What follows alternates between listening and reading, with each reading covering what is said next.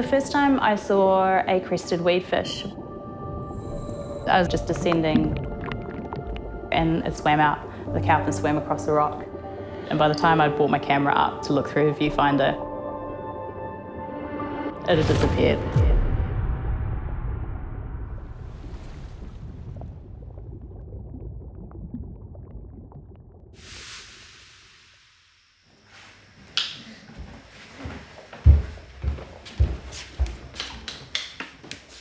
Are you going mackerel or white? Mackerel. My battery's good. Out on the ocean, really anything could turn up. There's a really good chance that we can find something that's not been seen before. So one of the hopes as an underwater photographer is that images might inspire people to think about the ocean in a different way. Chris is pretty excited to go diving because we haven't been out for a really long time. It's been consistently windy. I'm a massive fish nerd. I'm so fat now. We're both marine scientists, so we make our living from studying the ocean. Quite often when we go out and people will be like, oh, look, dolphins or whales, but no, they can have their dolphins and whales. There's enough people in the world that love dolphins and whales. Chris and I are just massive fish nerds. This is a paper nautilus. It was only about 10 millimeters long and got this really cool shot of it. And it ended up on the cover of New Zealand Geographic, which was really cool for me. I'm always trying to find different ways to communicate what's out there and get people to understand the ocean so that they feel connected to it. I think that's a really important part of being scientists, being able to get our work out there and educate people about all the exciting stuff that's out there that they might not ever encounter otherwise. Sweet as, good to go.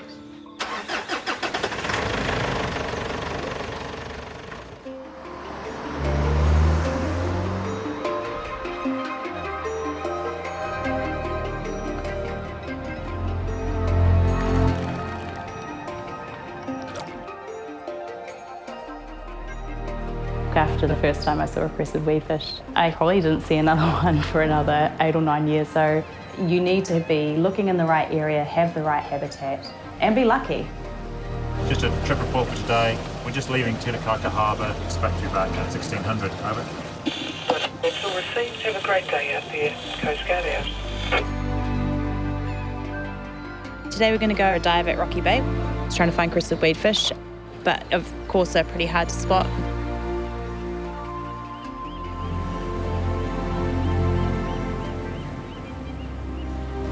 It's worth giving it a shot because it's one of the last places that we have seen crested weedfish.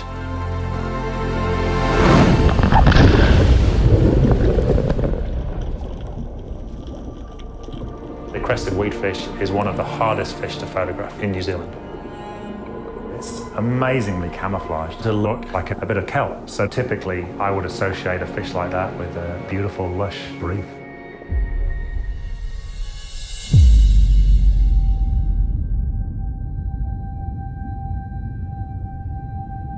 What we found was a barren.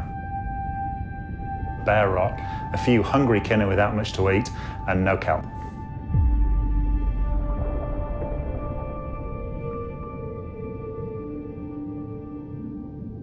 Kinner are a sea urchin.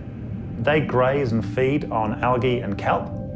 The problem is that their main predators, crayfish and large snapper,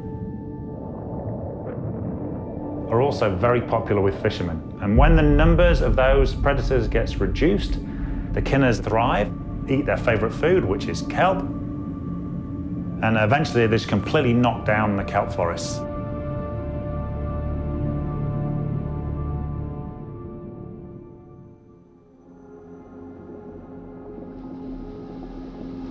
Kelp is essential for crested weedfish. It's its home. They can't live anywhere else. It's their little world. If there's no kelp or algae in the area, there's no crested weedfish. End of story. I do find it a bit depressing diving in sites like that, eh? It's not the way it's supposed to be.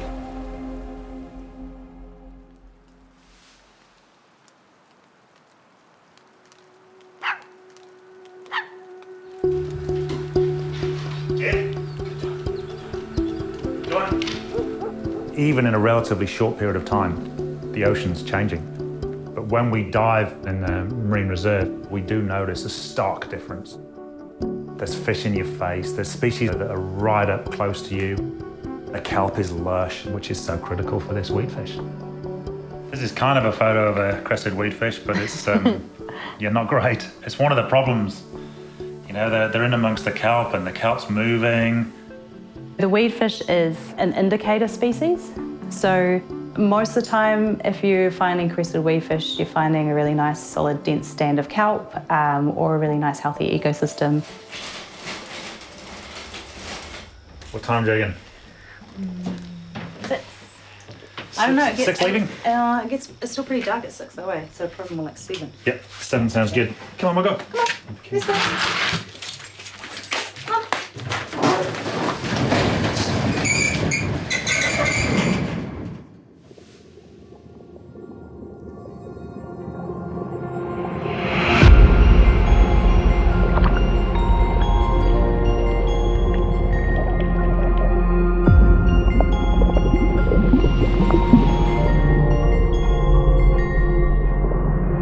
When there's been a long, sometimes unfruitful search for a particular species, it can be pretty hard.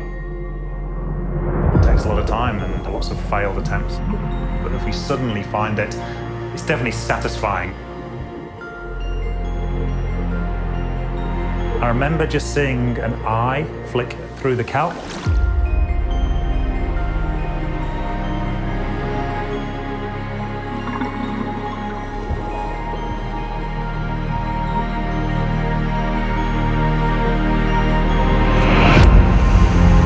Always a level of excitement when you see them, and you try to contain your excitement and not move around too much, because as soon as you kind of move around or knock the kelp or do anything, they'll disappear and that moment's gone.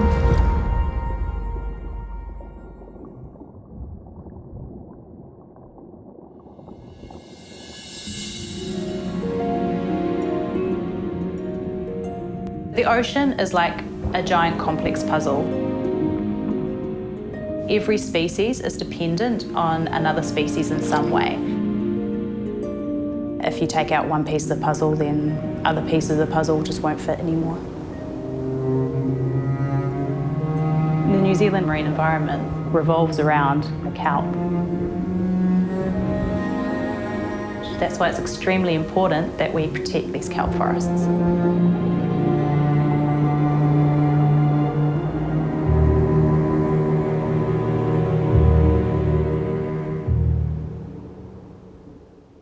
We all have an impact on the ocean.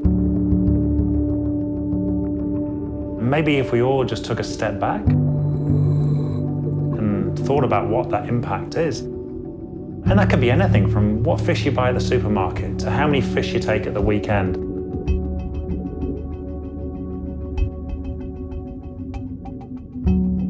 The ocean is a finite resource. And just because it looks beautiful from the surface doesn't mean that everything's okay. If we don't reduce our impact and look after what we've got, it's going to be difficult to go out fishing, to go diving. We might lose all those things in the marine environment that we love and care about.